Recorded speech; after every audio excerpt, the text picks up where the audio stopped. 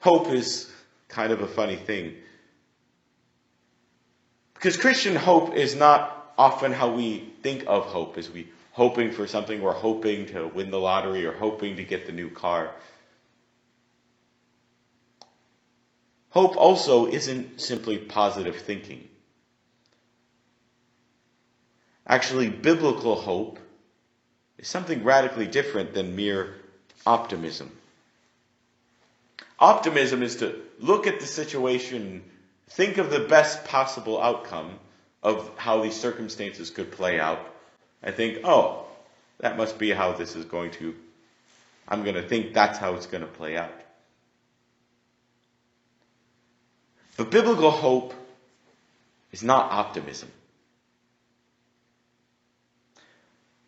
Biblical hope looks at the circumstances, and maybe even circumstances that seem to, no matter how you look at it, have no possible positive outcome. But biblical hope grounds itself in who God is and what He has done.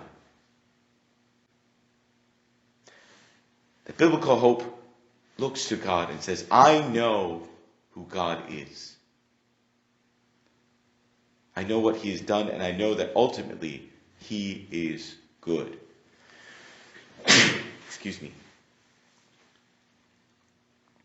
That we as Christians have this absurd hope that even when we look at the world, how can this come to anything good? That our hope is we know who God is, and that ultimately we have the hope that in the end, good ultimately triumphs. And that darkness gives way to light. Even if we don't see the fullness of that in our own lifetime, on this side of eternity, that we believe that even this too shall pass, and that ultimately in the end there shall be goodness and light.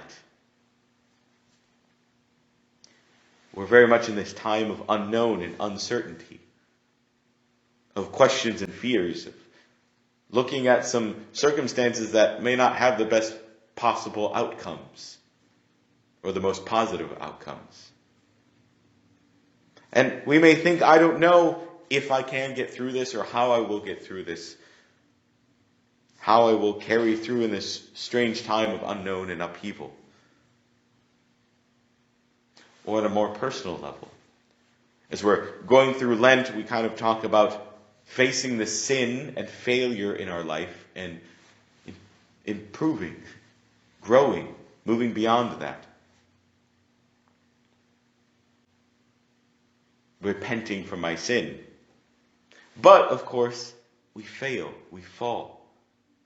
And so sometimes we can be overwhelmed by our own sin, our own weakness, and think, how can I get over this? Carry on. But we have this hope that has us get up again. That we know who God is.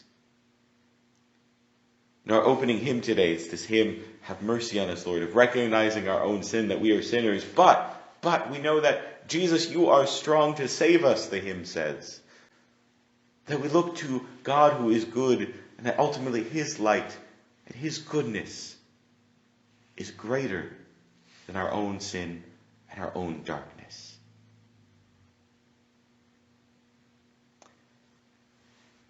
To close, I want to share with you one of my favorite quotes of all time. It's from the movie The Lord of the Rings. A moment when one of the characters, Frodo, has this intense encounter with darkness and evil, and also his own weakness in the face of that. And this struggling to even carry on with his quest. Why are we carrying on? Why are we even trying? And it's Frodo, and he's with his dear friend Sam. And Frodo says to Sam, I can't do this, Sam. And Sam responds, I know, it's all wrong. By rights, we shouldn't even be here, but we are. It's like in the great stories, Mr. Frodo, the ones that really mattered. Full of darkness and danger they were, and sometimes you didn't want to know the end, because how could the end be happy? How could the world go back to the way it was when so much bad happened? But in the end, it's only a passing thing, this shadow. Even darkness must pass. A new day will come. And when the sun shines, it will shine out the clearer. Those were the stories that stayed with you, that meant something, even if you were too small to understand why. But I think, Mr. Frodo, I do understand. I know now. Folk in those stories had lots of chances of turning back, only they didn't, because they were holding on to something. And Frodo asks, what are we holding on to, Sam? Sam says, there is some good in this world, Mr. Frodo, and it's worth fighting for. Hope.